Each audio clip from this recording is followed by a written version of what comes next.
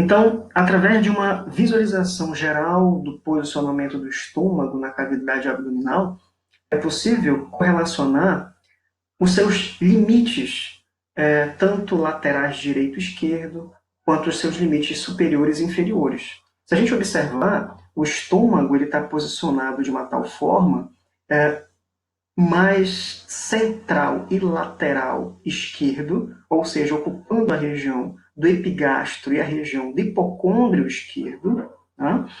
Se relacionando inferiormente com o músculo diafragma, tá? E estando à esquerda do fígado, sendo também posicionado, tá? Em relação ao baço, né? O baço ocupa esse lado mais esquerdo do estômago, né? E tendo um recobrimento de lâminas peritoneais, que nós já estudamos, inclusive essa que a gente consegue observar aqui, que é uma lâmina de tecido omental, ou seja, o aumento maior, que recobre essa curvatura, né, do estômago, essa grande curvatura do estômago, e o aumento menor, ocupando essa região mais interna e medial, né, dessa curvatura menor relacionada com o estômago, permitindo então a ligação entre o fígado e o estômago. Né? O aumento menor, basicamente, ele vai ser feito de ligamentos, né? Como o ligamento hepatogástrico, que é esse que você está visualizando, e o ligamento hepatoduodenal. Tá? Então, observe a topografia geral do estômago através do reconhecimento da sua localização e dos órgãos adjacentes ao qual ele se relaciona. Muito bem. Observando isoladamente o estômago, é possível a gente caracterizar externamente como sendo um órgão de composição muscular. Né? A gente observa que existe um revestimento muscular expansivo, extenso, nesse estômago.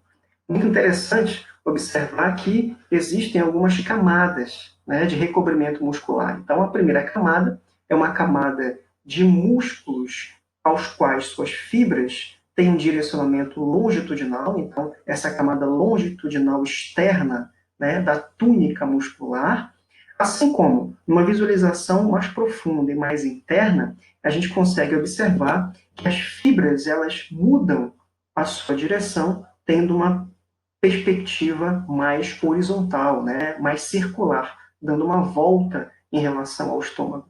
Então, nós vamos encontrar fibras que são longitudinais externas, nós vamos encontrar fibras circulares internas. Tá? Algumas literaturas trazem também uma tripla camada muscular no estômago, né? Uma camada longitudinal externa, uma camada circular intermediária ou média e uma camada interna, né? Uma túnica interna, basicamente composta por essas fibras de aspecto circular. Tá? Então é importante a gente ter essa visualização geral do estômago, numa topografia externa, como sendo um órgão de revestimento muscular.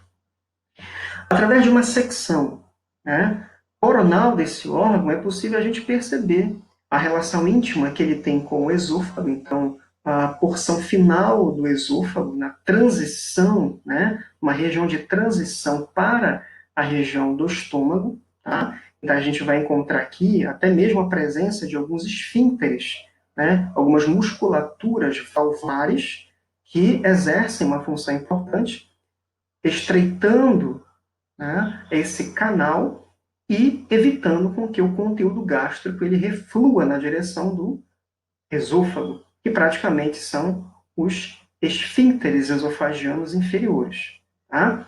Na divisão anatômica geral do estômago, é possível a gente observar a presença da grande área dilatada na região superior, chamada de fundo, a porção expansiva e maior do estômago, chamada de corpo, uma antecâmara, ou seja, uma área antes do final do estômago chamada de antro e basicamente o piloro compondo a porção terminal, inclusive também composto por músculos esfincterianos, caracterizado então como músculo esfíncter do piloro. E aí sim, durante uma fase de digestão gástrica, esse piloro está contraído para evitar com que o conteúdo ultrapasse e caia ao nível do duodeno.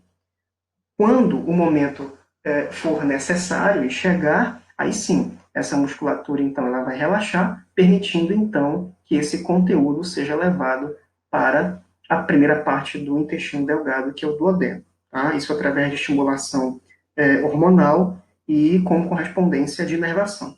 Tá?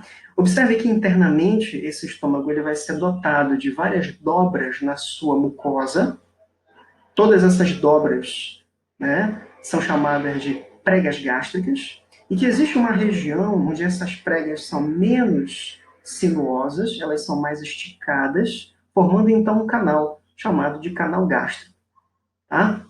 Histologicamente, esse estômago pode ser muito melhor visualizado através dessas outras camadas, né? Então, a camada mucosa, submucosa, né? Camada muscular e a sua camada também serosa. Tá? Então, é importante, nesta imagem anatômica, a gente caracterizar as divisões do estômago, a sua anatomia geral dentro de uma topografia interna.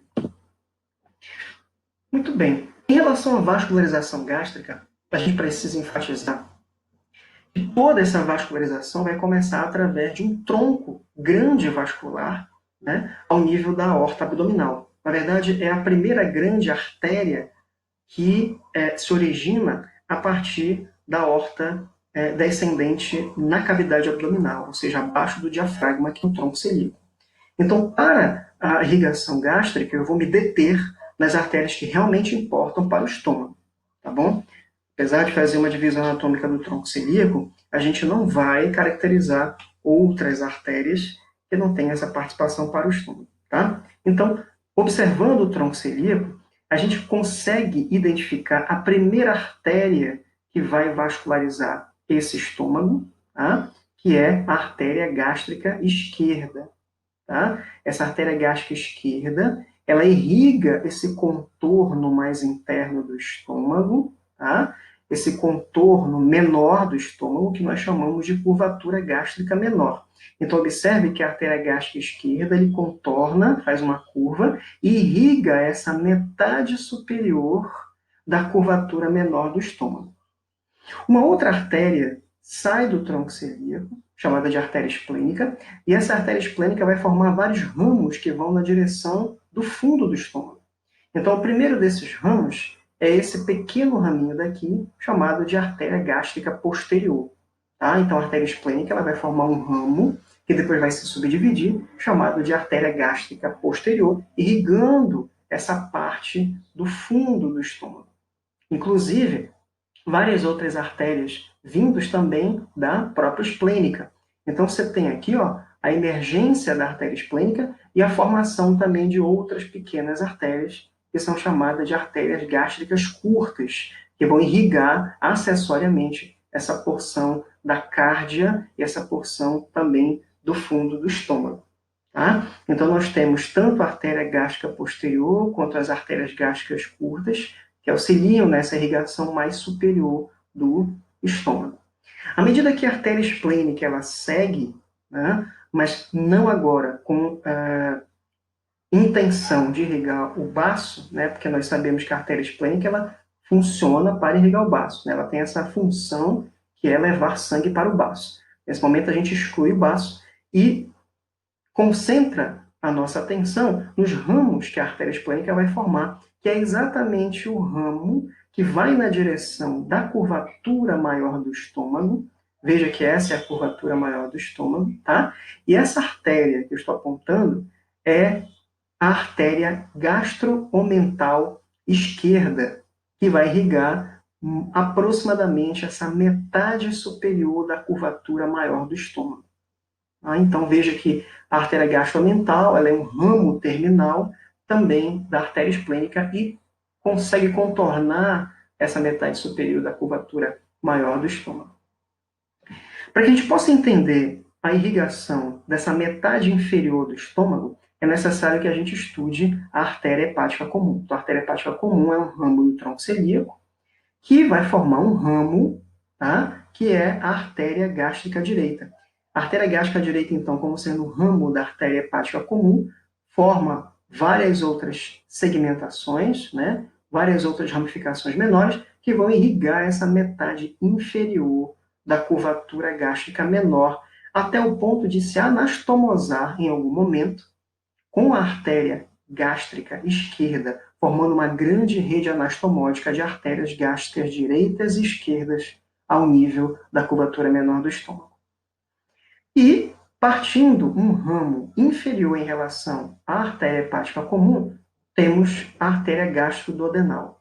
Essa artéria gastroduodenal se continua e forma um ramo que se chama artéria gastromental direita. E essa artéria gastromental direita, através de seus pequenos ramos, vão irrigar essa metade inferior da curvatura gástrica maior, inclusive podendo formar ramos anastomóticos com a artéria gastromental esquerda, e aí sim irrigando toda a curvatura maior do estômago.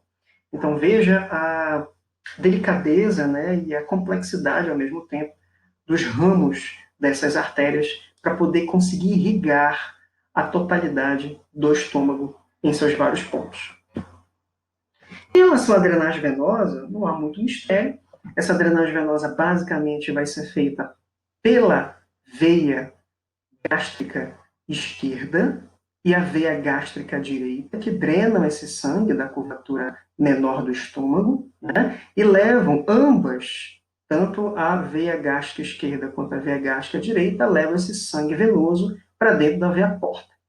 E a veia gastromental, tá? A veia gastromental esquerda drenará para a veia esplênica, que não está aparecendo, e vai desembocar juntamente com a veia mesentérica superior para poder levar para a veia porta. E a veia gastromental direita drena diretamente para a veia mesentérica superior, que vai levar esse sangue para a veia porta. Tá? Então essa é a drenagem venosa do estômago, basicamente.